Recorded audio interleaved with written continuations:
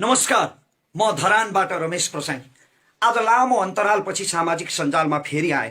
देशको दुर्भाग्य दुखेर तपाईँ समक्ष पोख्न आएको छु। शेयर गर्नु नगर्नु तपाईको इच्छा। गणतन्त्र नेपालको पहिलो निर्वाचित संसद विभत्सतापूर्वक आर्यघाटमा पुग्ने अवस्था सृजना भयो। दुई कामरेडहरूको अहंकार जुदाईको कारणले त्यसको मूल्य सारा देशले चुकाउनु पर्ने अवस्था आएको छ। आज लोकसेवालाई सामान्य ज्ञानका लागि एउटा प्रश्न उपलब्ध गराउन चाहन्छु। जीकेमा राख्न काम लाग्छ। लोकसेवामा नेपालको इतिहासमा नाट्य सम्राट बालकृष्णसम्मका पालादेखि आजसम्म रचिएको सबभन्दा निकृष्ट, सबभन्दा भद्दा, सबभन्दा खल्लो र घिनलाग्दो नाटक कुन हो? त्यो नाटकको शीर्षक हो वाम एकता। एकअर्काका चिर शत्रु केपी ओली र प्रचण्डले नक्कली अङ्कमाल गरेको त्यो दिन नेपालको राजनैतिक इतिहासमा काला अक्षरले लेखिनुपर्छ। त्यो एकता थिएन, केवल नौटंकी रहेछ। सोझा साझा निमुखा जनतालाई, सर्वहाराहरूलाई स्थिर सरकार र विकासको सपना देखाएर, लाटालाई पापा देखाए जसरी आश्वासन देखाएर झुलाउन भुलाउन षड्यन्त्रकारीहरूले रचेको नौटंकी थियो। त्यो एउटा स्वार्थपुञ्ज थियो। माधव कुमार नेपालको पार्टीको वरिष्ठ भइकन पनि आफ्नो नेतृत्व खोसिएको कुण्ठा, वामदेव गौतमको पार्टीबाट एक्लिएको हिंताबोध, झलनाथ खनालको पार्टी कब्जा गर्न नपाएको प्रतिशोध, अनि यी सबैका संयुक्त अस्त्र बने पुष्पकमल दाहाल प्रचण्ड। त्यसमाथि केपी ओलीको कसैलाई पनि पाषाण जति पनि नगन्ने मुडे अहंकारी बुद्धि। यी सम्पूर्ण स्वार्थी वर्गघातीहरूको दुर्मतिले गणतन्त्र नेपालको पहिलो निर्वाचित प्रतिनिधि सभालाई सती पठाइदियो। अनि आज रमिता हेरिरहेको छ सारा संसारले। रमिता नेपाली कार्लमार्क्स मदन भण्डारीका सहयात्रीहरूले गरेको राष्ट्रघातको रमिता, माओ सेतुङका चेलाहरूले राजनीतिमा देखाएको नाङ्गो नाचको रमिता। आज सामाजिक सञ्जाल हेरे, एक थरी मान्छेहरू भन्छन् ओलीले ठिक गरे, जे गरे ठिक गरे, यो संसद भङ्ग हुनै पर्थ्यो। विकास माइतीघर मण्डलाबाट देखिँदैन। ओली सरकारले काम गरिरहेको त थियो नि, प्रचण्ड लगायतका नेताहरूले कामै गर्न दिएनन्। अझ ओलीमाथि अविश्वासको प्रस्ताव ल्याउने तयारी गर्दै थिए, राष्ट्रपति विरुद्ध महाअभियोगको प्रस्ताव ल्याउने तयारी गर्दै थिए संसदमा। अनि संसद विघटन नगरेर के गरून्?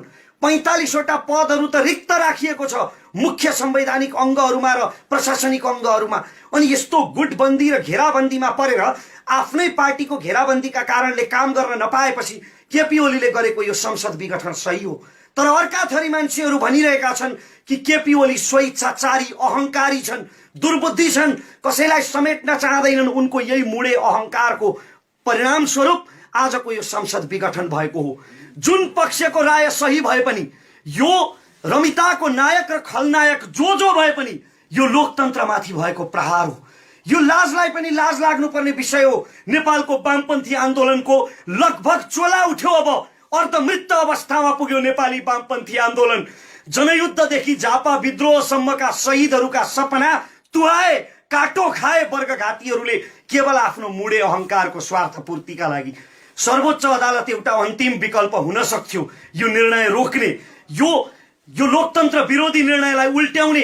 तर सर्वोच्च अदालतका प्रधान न्यायाधीश श्रीमान चोलेन्द्र शमशेर राणाको चरित्र र पछिल्लो रेकर्ड हेर्दा यो निर्णय उल्टिने कुनै सम्भावना देखिँदैन। आज मलाई मदन भण्डारी कमरेडको एउटा आदर्श वाक्य याद आइरहेको छ। कमरेड मदन भण्डारीले भन्नुभएको थियो कि यदि हामीले राजतन्त्र फाल्यौं, राजतन्त्रको उन्मूलन भयो, तर राजतन्त्रको उन्मूलन भएर पनि जनताको जीवन स्तरमा कुनै परिवर्तन आएन भने, व्यवस्था अवस्था र प्रणालीमा कुनै परिवर्तन आएन भने हामीले गणतन्त्र प्राप्त गरे पनि त्यो उपलब्धि निरर्थक हुन्छ। आज मदन भण्डारीको त्यही वाक्य ढुङ्गाको अक्षर साबित भएको छ वर्गघाती स्वार्थीहरूको चरित्रको कारणले गर्दा। यसो भनेर म राजतन्त्रको समर्थन गरिरहेको छैन, गणतन्त्रको विरोध गरिरहेको छैन, किनकि लोकतन्त्रको विकल्प सुधारिएको लोकतन्त्र मात्रै हो। 2-4 वटा बाँदरले खेत मासे भन्दैमा जंगलमा आगो लगाउन मिल्दैन। त्यसकारण लोकतन्त्रमा केही खराब अवसरवादी पात्रहरू देखिए भन्दैमा लोकतन्त्रको विरोध गर्नु अनुचित हो, मूर्खता हो।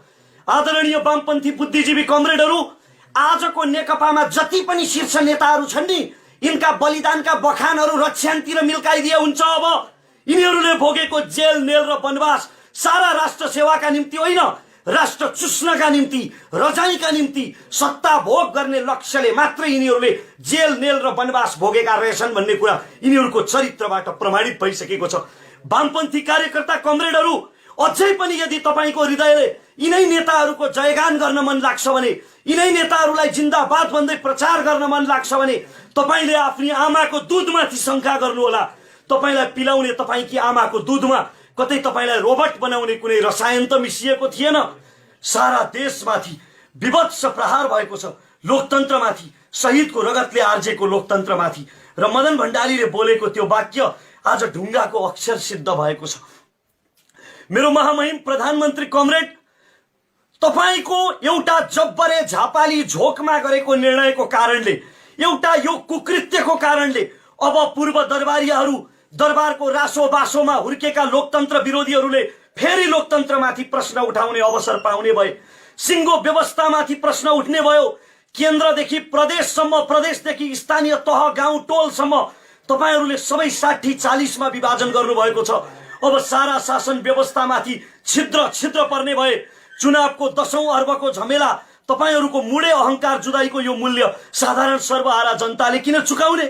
महामहिम प्रधानमन्त्री कमरेड, तपाईलाई कसम, सुखानीका शहीदहरूको कसम, भोलि आफूलाई इलाम लगेर मारिँदैछ भन्ने थाहा पाउँदा पाउँदै पनि आज कारागारमा साथीहरूलाई राखेर पार्टी संगठनको बारेमा ब्रिफिङ गर्ने कमरेड नेत्र घिमिरेको कसम, तपाईलाई कसम, रामनाथ दाहाल, वीरेन्द्र राजवंशी, कृष्ण कुइकेल र नारायण श्रेष्ठ जस्ता योद्धाहरूको तपाईको प्रचुर राष्ट्रभक्तिलाई प्रमाणित गर्नुहोस्। यति बेला प्रचण्डसँगको शत्रुता भन्दा देश र लोकतन्त्रको हित ठूलो हो।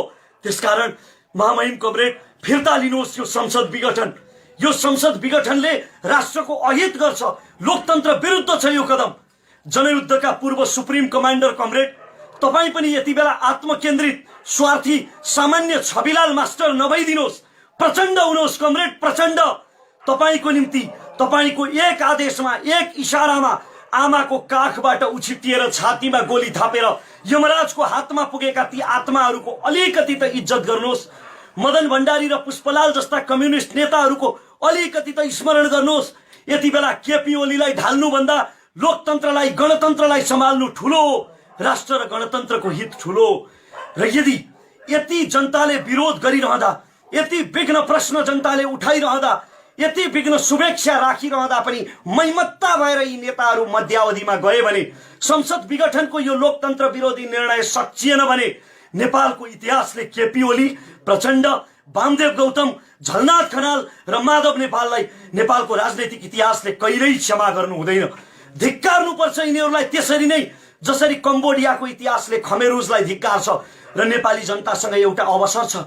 उहिले राजतन्त्रको प्राचीन कालमा राजाले एउटा शपथ लिनु पर्थ्यो रे, यदि तपाईहरूमाथि, जनताहरूमाथि मैले ज्यादती गरेँ भने मलाई ईश्वरले मृत्युदण्ड प्रदान गरोस्। आज त लोकतन्त्रमा ईश्वर भनेकै जनता हो, जनता जनार्दन हो। त्यसकारण हामीसँग अवसर छ कि यी मैमत्ता भएर यदि मध्यावधि चुनावमा गए भने त्यो मध्यावधि चुनावमा हामीले यी शीर्षस्थ नेताहरूलाई दण्ड दिनुपर्छ। चुनावको माध्यमबाट, भोटको मतको माध्यमबाट, ब्यालेटको माध्यमबाट यिनीहरूलाई, यिनको राजनीतिक भविष्यलाई अन्तिम श्रद्धाञ्जली दिनुपर्छ ताकि एउटा नजिर बस्न सकोस्। र यदि त्यस्तो भएन भने, यदि जनताले त्यो मध्यावधि चुनावमा पनि यिनलाई दण्डित गरेनौं भने, तपाई हामीले यिनको राजनीतिक भविष्यलाई श्रद्धाञ्जलीसम्म पुर्याएनौं भने एउटै कुरा प्रमाणित हुनेछ। फेरि पनि केपी ओली, प्रचण्डले चितवन, सिराहा, झापा, काठमाडौँ वा कुनै पनि स्थानमा यी आजका नेकपाका शीर्ष नेताहरूले चुनाव जिते भने एउटै कुरा प्रमाणित हुनेछ कि नेपाल भन्ने देशको भाग्यमा परिवर्तन लेखिएको रहेनछ।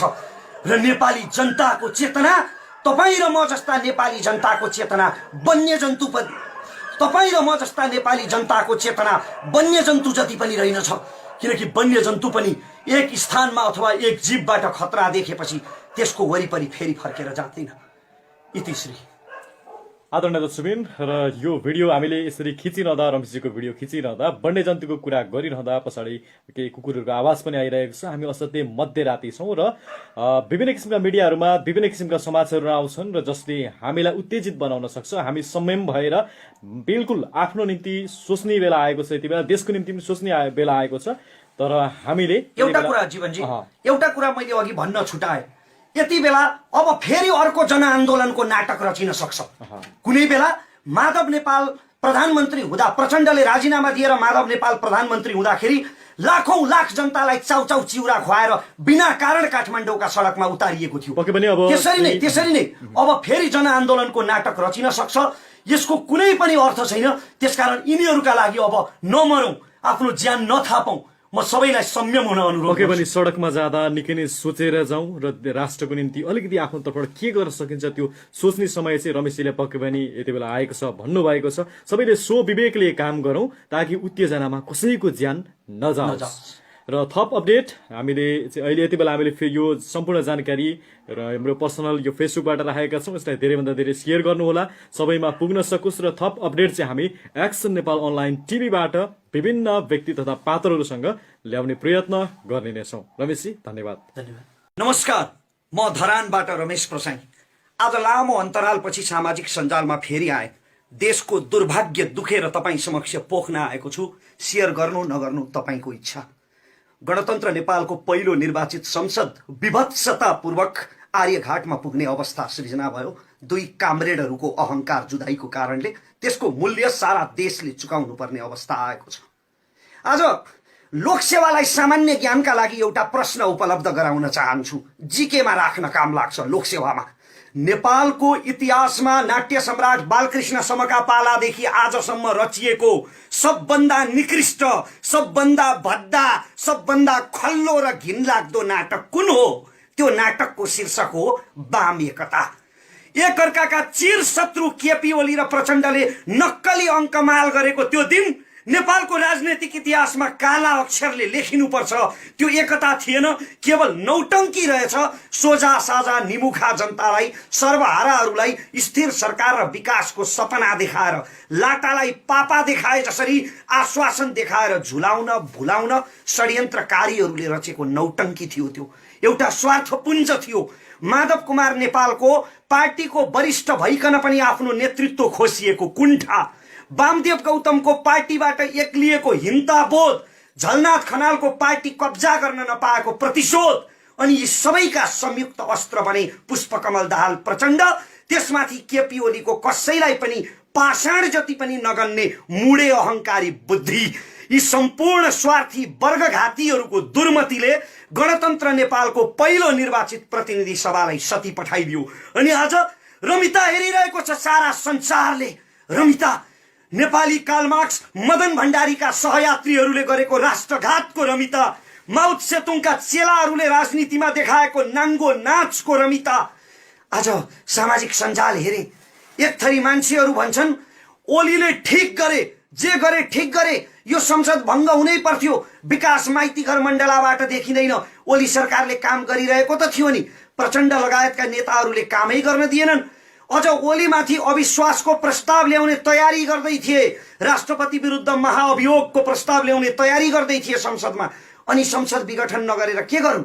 45 वटा पदहरू त रिक्त राखिएको छ मुख्य संवैधानिक अङ्गहरूमा र प्रशासनिक अङ्गहरूमा। अनि यस्तो गुटबन्दी र घेराबन्दीमा परेर आफ्नै पार्टीको घेराबन्दीका कारणले काम गर्न नपाएपछि केपी ओलीले गरेको यो संसद विघटन सही हो। तर अर्का थरी मान्छेहरू भनिरहेका छन् कि केपी ओली स्वेच्छाचारी, अहंकारी छन्, दुर्बुद्धि छन्, कसैलाई समेट्न चाहँदैनन्। उनको यही मुडे अहंकारको परिणाम स्वरूप आजको यो संसद विघटन भएको हो।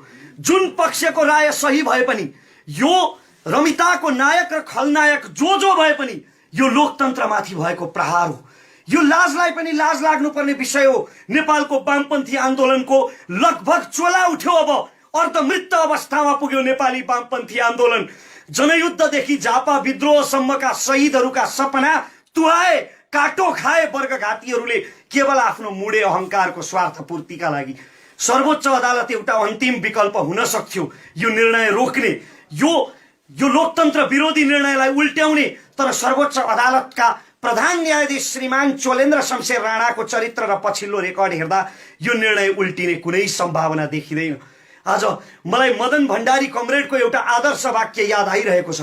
कमरेड मदन भण्डारीले भन्नुभएको थियो कि यदि हामीले राजतन्त्र फाल्यौं, राजतन्त्रको उन्मूलन भयो, तर राजतन्त्रको उन्मूलन भएर पनि जनताको जीवन स्तरमा कुनै परिवर्तन आएन भने व्यवस्था अवस्था र प्रणालीमा कुनै परिवर्तन आएन भने हामीले गणतन्त्र प्राप्त गरे पनि त्यो उपलब्धि निरर्थक हुन्छ। आज मदन भण्डारीको त्यही वाक्य ढुङ्गाको अक्षर साबित भएको छ वर्गघाती स्वार्थीहरूको चरित्रको कारणले गर्दा। यसो भनेर म राजतन्त्रको समर्थन गरिरहेको छैन, गणतन्त्रको विरोध गरिरहेको छैन, किनकि लोकतन्त्रको विकल्प सुधारिएको लोकतन्त्र मात्रै हो। 2-4वटा बाँदरले खेत मासे भन्दैमा जंगलमा आगो लगाउन मिल्दैन। त्यसकारण लोकतन्त्रमा केही खराब अवसरवादी पात्रहरू देखिए भन्दैमा लोकतन्त्रको विरोध गर्नु अनुचित हो, मूर्खता हो। आदरणीय वामपन्थी बुद्धिजीवी कमरेडहरू, आजको नेकपामा जति पनि शीर्ष नेताहरू छन् नि, यिनका बलिदानका बखानहरू रक्षान्तिर मिल्काइदिए हुन्छ। अब यिनीहरूले भोगेको जेल, नेल र वनवास सारा राष्ट्र सेवाका निम्ति होइन, राष्ट्र चुस्नका निम्ति, रजाइका निम्ति, सत्ता भोग गर्ने लक्ष्यले मात्रै यिनीहरूले जेल, नेल र वनवास भोगेका रहेछन् भन्ने कुरा यिनीहरूको चरित्रबाट प्रमाणित भइसकेको छ। वामपन्थी कार्यकर्ता कमरेडहरू, अझै पनि यदि तपाईको हृदयले यिनै नेताहरूको जयगान गर्न मन लाग्छ भने, यिनै नेताहरूलाई जिन्दाबाद भन्दै प्रचार गर्न मन लाग्छ भने तपाईले आफ्नी आमाको दूधमाथि शंका गर्नुहोला। तपाईलाई पिलाउने तपाईकी आमाको दूधमा कतै तपाईलाई रोबोट बनाउने कुनै रसायन त मिसिएको थिएन। सारा देशमाथि विभत्स प्रहार भएको छ, लोकतन्त्रमाथि, शहीदको रगतले आर्जेको लोकतन्त्रमाथि। र मदन भण्डारीले बोलेको त्यो वाक्य आज ढुङ्गाको अक्षर सिद्ध भएको छ। मेरो महामहिम प्रधानमन्त्री कमरेड, तपाईको एउटा जब्बरे झापाली झोकमा गरेको निर्णयको कारणले, एउटा यो कुकृत्यको कारणले अब पूर्व दरबारीहरू, दरबारको रासो बासोमा हुर्केका लोकतन्त्र विरोधीहरूले फेरि लोकतन्त्रमाथि प्रश्न उठाउने अवसर पाउने भए। सिङ्गो व्यवस्थामाथि प्रश्न उठ्ने भयो। केन्द्रदेखि प्रदेशसम्म, प्रदेशदेखि स्थानीय तह, गाउँ, टोलसम्म तपाईहरूले सबै 60-40मा विभाजन गर्नुभएको छ। अब सारा शासन व्यवस्थामाथि छिद्र छिद्र पर्ने भए। चुनावको 10औं अर्बको झमेला, तपाईहरूको मुडे अहंकार जुदाईको यो मूल्य साधारण सर्वहारा जनताले किन चुकाउने? महामहिम प्रधानमन्त्री कमरेड, तपाईलाई कसम, सुखानीका शहीदहरूको कसम, भोलि आफूलाई इलाम लगेर मारिँदैछ भन्ने थाहा पाउँदै पनि आज कारागारमा साथीहरूलाई राखेर पार्टी संगठनको बारेमा ब्रिफिङ गर्ने कमरेड नेत्र घिमिरेको कसम, तपाईलाई कसम, रामनाथ दाहाल, वीरेन्द्र राजवंशी, कृष्ण कुइकेल र नारायण श्रेष्ठ जस्ता योद्धाहरूको तपाईको प्रचुर राष्ट्रभक्तिलाई प्रमाणित गर्नुहोस्। यति बेला प्रचण्डसँगको शत्रुता भन्दा देश र लोकतन्त्रको हित ठूलो हो। त्यसकारण महामहिम कमरेड, फिर्ता लिनुहोस् यो संसद विघटन। यो संसद विघटनले राष्ट्रको अहित गर्छ, लोकतन्त्र विरुद्ध छ यो कदम। जनयुद्धका पूर्व सुप्रिम कमान्डर कमरेड, तपाई पनि यति बेला आत्मकेन्द्रित, स्वार्थी, सामान्य छविलाल मास्टर नभइदिनुहोस्। प्रचण्ड हुनुहोस् कमरेड, प्रचण्ड। तपाईको निम्ति, तपाईको एक आदेशमा, एक इशारामा आमाको काखबाट उछिटिएर छातीमा गोली थापेर यमराजको हातमा पुगेका ती आत्माहरूको अलिकति त इज्जत गर्नुहोस्। मदन भण्डारी र पुष्पलाल जस्ता कम्युनिस्ट नेताहरूको अलिकति त स्मरण गर्नुहोस्। यति बेला केपी ओलीलाई ढाल्नुभन्दा लोकतन्त्रलाई, गणतन्त्रलाई सम्हाल्नु ठूलो हो। राष्ट्र र गणतन्त्रको हित ठूलो हो। र यति जनताले विरोध गरिरहँदा, यति विघ्न प्रश्न जनताले उठाइरहँदा, यति विघ्न शुभेच्छा राखिरहँदा पनि मैमत्ता भएर यी नेताहरू मध्यावधिमा गए भने, संसद विघटनको यो लोकतन्त्र विरोधी निर्णय सकिएन भने नेपालको इतिहासले केपी ओली, प्रचण्ड, वामदेव गौतम, झलनाथ खनाल र माधव नेपाललाई नेपालको राजनैतिक इतिहासले कहिल्यै क्षमा गर्नु हुँदैन। धिक्कार्नुपर्छ यिनीहरूलाई, त्यसरी नै जसरी कम्बोडियाको इतिहासले खमेरुजलाई धिक्कार्छ।